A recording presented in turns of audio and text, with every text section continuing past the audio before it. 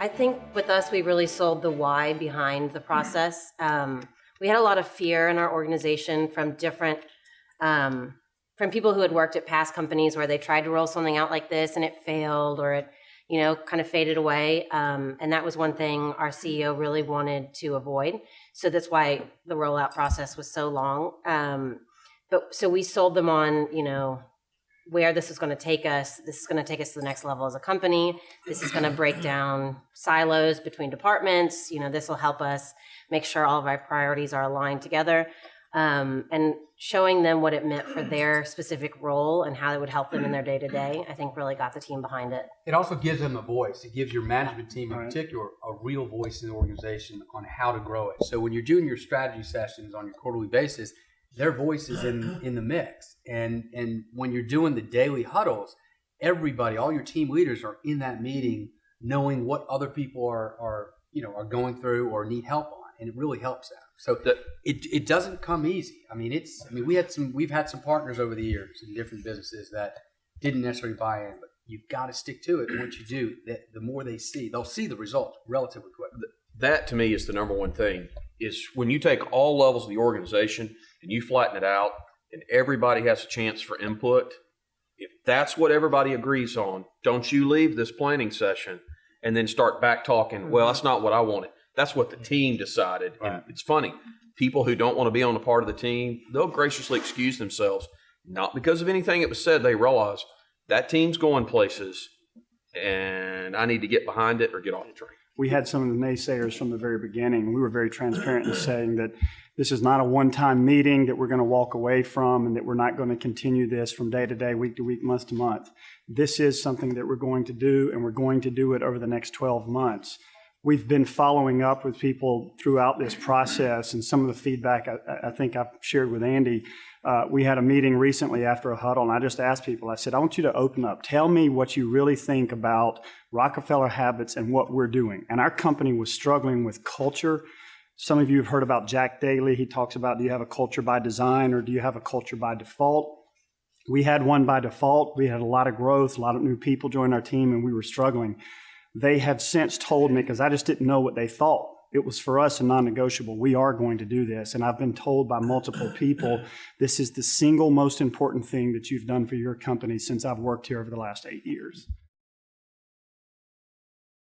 Trying to implement, what Andy's brought to us company-wide for us has been a little bit of a struggle because, people who were setting goals from a production standpoint or from an efficiency standpoint, they can sit in the meeting and be a part of that. We have people that work out in our warehouse that don't speak English, and so that's been a struggle trying to get them involved in what we're doing, in the planning, in our culture, in our themes, in our mission statement. It took us a while to kind of boil that down. I've got people who work for me who can't speak English, but the only words they do know are four core values in our mission statement. And you can walk up to them on the street and they'll tell it to you. One thing that we did that I, looking back, wish we wouldn't have done, and Andy told us not to do this. We did it. After getting our leadership team behind everything, we thought, okay, we'll take this slow and we'll roll it out to our departments one at a time. So we started with the marketing team because it was small and thought we could get them behind it, and then went on until our biggest department at the end. And what it created was just a bunch of confusion, a lot of mystery that really didn't need to be there. We thought that it would be too overwhelming to roll it out to the rest of the team all at once.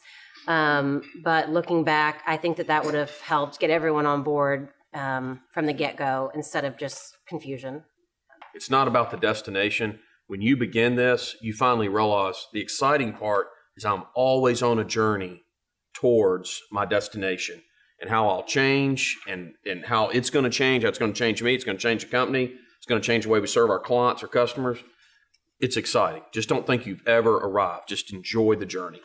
I was going to circle back on something Joe said, talking about the energy. We did not do this at first, and when we did start the huddle, it was awkward. And then beyond that, now we've introduced, at Andy's recommendation, music. So the first person to the huddle gets to choose the song. It's got to be a high energy.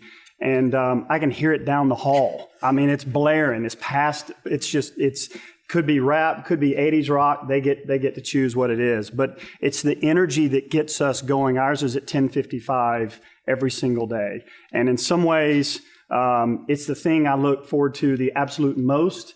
And then yet sometimes for me, it's the thing I'm dreading because I know they're going to be looking at my KPIs. And I got to tell them, I'm at red, I'm at yellow, I'm at green, I'm at 0%, I'm at 10%.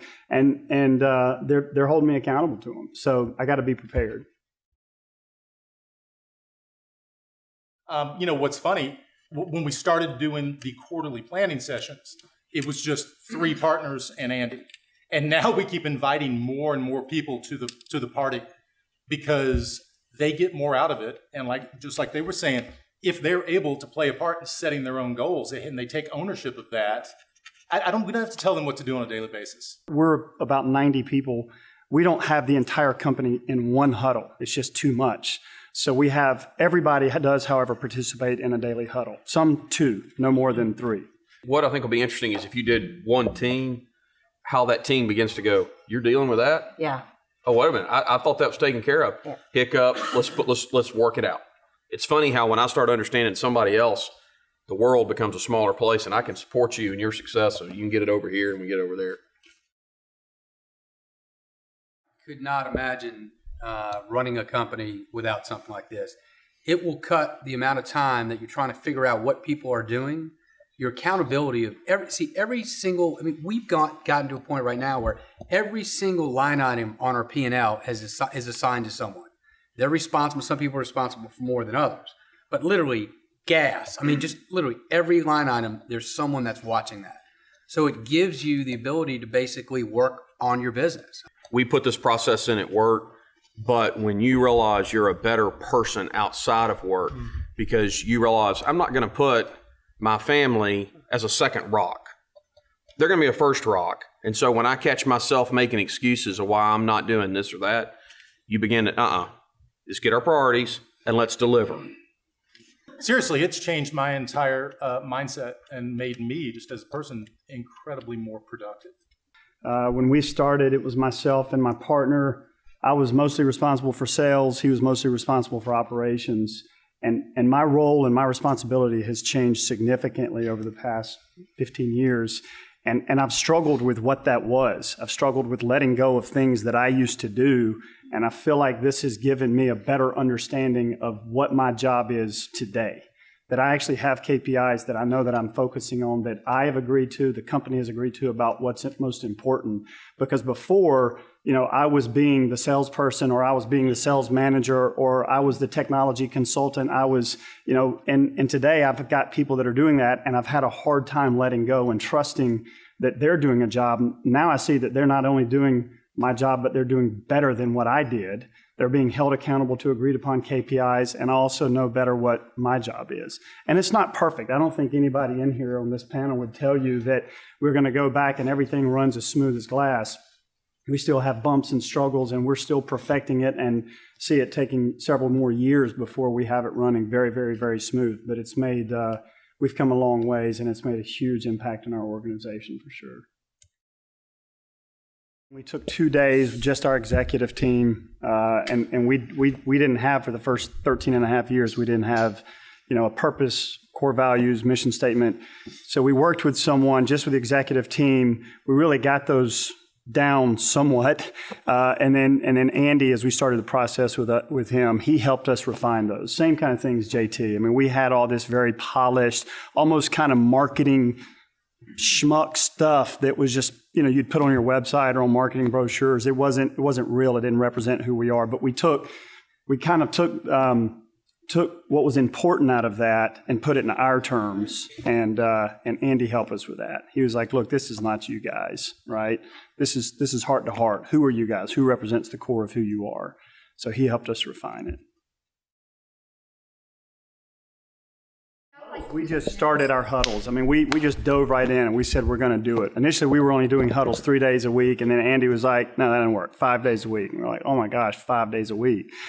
So we got that in place pretty quick. I think I remember somewhere it's 21 days to make a habit. So pretty quickly, we started putting these things into practice. But again, now we've been doing it almost a full year. little more, but almost a full year, just directly with Andy. And it's an ongoing process. It's a marathon. It's not a sprint. So I think it's going to take us a few more years before we'll really have it under our own control. That's not to say it's not a part of our everyday business. Right. That's right. We, by no means have we perfected it. But I would say within a few months, we were all speaking the same language. We all were relying on the one-page plan. Once we got most of our team members on board with the huddle and everything, it was part of our day-to-day. I will say that I like Andy's approach. He tries to put himself out of a job, and he's doing that with our firm. He's trying to teach us the skills needed to do it, but there's so much to learn. We're not walking away from Andy because that's what's making a difference. His role is diminishing some, and he's showing us, here's what you've got to be doing, but we're not going to eliminate it yet. After the first year, the way the timing of our annual evaluations ran, I've got about 5-6 people, direct reports. Every one of them thanked us. That's the best thing you've ever done. It's like, well, what in particular? I know what the expectations are, and I know how to meet them. And as I looked back and I thought, yeah, that's 6 months ago, you were kind of struggling with this. It's like, man, they've really bought in, and they're thanking us for holding them as partners accountable. To echo again what Trent said, same thing. I've had personal handwritten thank you cards from individuals. Our executive leadership team come to me one-on-one and said, I know this is not easy. We questioned it. Thank you so much for doing this, for making this happen, because it's made a difference. We've had other employees. We had someone recently tell us, she said, when I'm working in my department on a day-to-day basis, I know what my job is when I get to work every day. But I really don't know what we as a company are doing. What are we focused on? Where are we going? How are we getting there? And today, I feel like I understand that. I understand what impact my role plays not only in my department, but also throughout the rest of the company. And I get to learn also, for instance, we have operations and we have sales.